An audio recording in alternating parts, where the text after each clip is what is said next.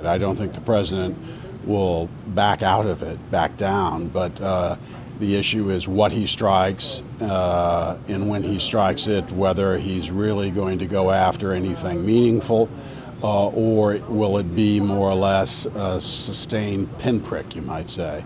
I mean, the strikes that he did before, really didn't have any significant repercussions in Syria. There was a momentary spasm, momentary fear of what President Trump might do, and then it quickly faded.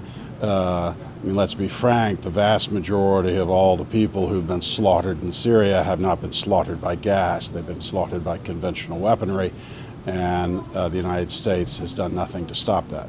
Is this going to have a significant strategic impact? I'm skeptical. We'll have to wait and see. If the attack were against substantial Syrian militia units, if it were against the Iranian Revolutionary Guard Corps, if it were also to hit Russian equipment, then you'd have a different equation. But until we see that, we just don't know. Or at most, it would be another warning to the Assad axis, to Moscow, to Tehran, not to use poison gas, but it would probably be a green light for them to use whatever else they want.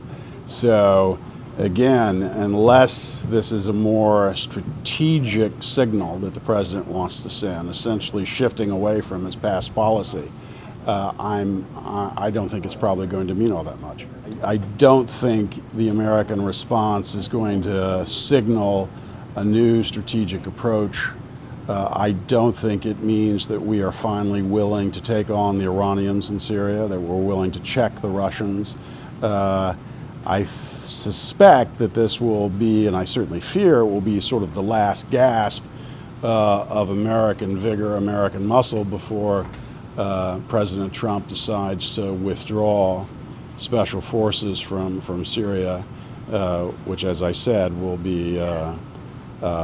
certainly be a disaster for our allies in the region.